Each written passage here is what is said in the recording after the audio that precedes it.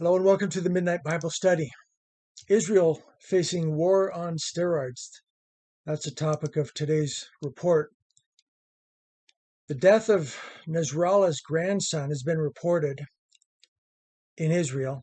Nasrallah being the leader of Hezbollah up in the north of Israel, the south of Lebanon, where the Hezbollah is dug in like an anthill just across the border from Israel. And now the leader's grandson has been killed over the weekend in a missile strike. Will this lead to an escalation? We know there's going to be some kind of response. Already 10 rockets were fired today from Lebanon into Israel, and that's nothing new. This has been happening every single day. It is a building fire up there in the north of Israel. Last week, in one day, they had one day they had 60 rockets. Another day, they had 40 rockets. Rockets are being fired every single day. Barrages are being fired into Israel every single day. So this is a building situation in the north. And Hezbollah makes Hamas look like a little brother. They're small time. Hamas is small time compared to Hezbollah. Hezbollah has a massive collection of missiles, which I'll talk about in just a moment. But imagine 60 rockets in one day last week fired into Israel. Now, some people might think, well, that's not that many. Imagine if 60 rockets were fired into your town last week. Imagine what that would be like. That's significant. That's very significant. That's destruction and death. Today, as I mentioned, 10 rockets were fired today. Some of them were intercepted by the Iron Dome missile defense system, which is good. There were casualties. 7 foreign workers from Thailand were wounded, 2 of them severely wounded, and 1 killed. Now, one might say, well, 1 death, that's nothing. Look at Joe Biden's war in Ukraine, where we have 500,000 dead boys, Ukrainian boys, in that fiasco that NATO's been cheering on in Ukraine. So what's this about 1 boy or one worker? Well, look, I just got back from a funeral today. 1 death is very significant to the family and friends of people who knew that one person, and frankly, their family in Thailand will never see him again. And that's just 1 day in Israel. So right now, Israel's facing a 3-front war. For now, could expand, but we've got Hamas in the south. The Houthis in Yemen are firing off rockets. They're sinking. They've even sinking ships, and they're causing havoc in the shipping industry. And now we've got Hezbollah firing Iron Dome. Not Iron Dome. They're firing missiles into Israel every single day, causing death and destruction. And Ramadan is coming up on March 10th. So Ramadan is a holy day, which means there's going to be death and terror unleashed on Israel. That's what Hamas has been using it for in years past. All of this could have major prophetic implications as the the powers line up for the Ezekiel 38 war, Gog Magog war, which we don't know exactly when that's going to happen.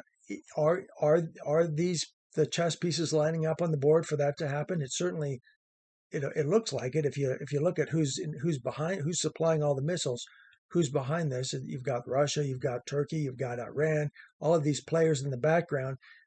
Well, those are the same players that are announced in 1600 years ago, roughly, in the Bible, for this Gog Magog war against Israel, which is considered a latter-day end times war. So when is that going to happen? I don't know. I don't know if it's going to happen in the near future or a little further down the road, but things are happening.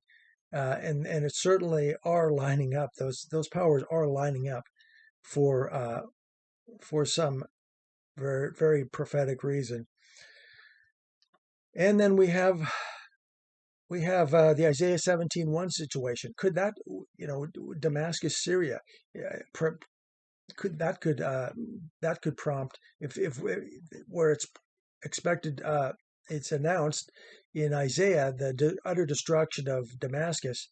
That obviously could spark that Gog Magog war, as could strikes on to take out Iran's nuclear facilities.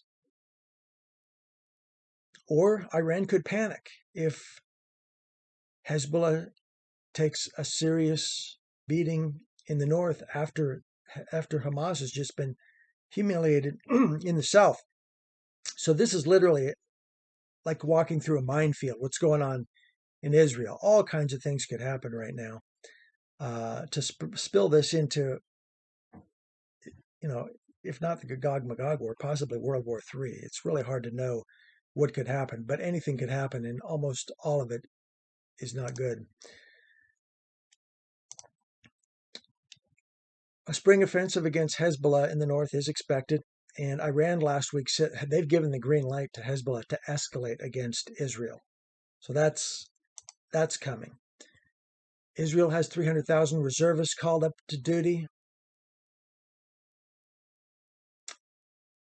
Israel has evacuated 80,000 residents from the south or from the north.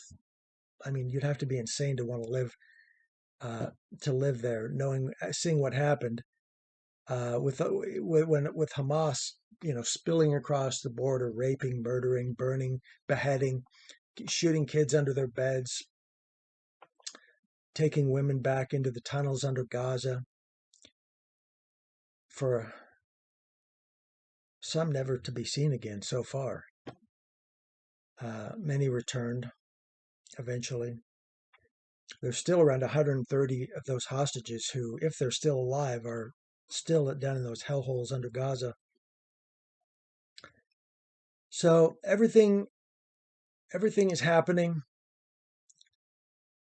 and Hamas and Hezbollah is loaded with nothing but missiles, and Iran has given them the go-ahead to escalate.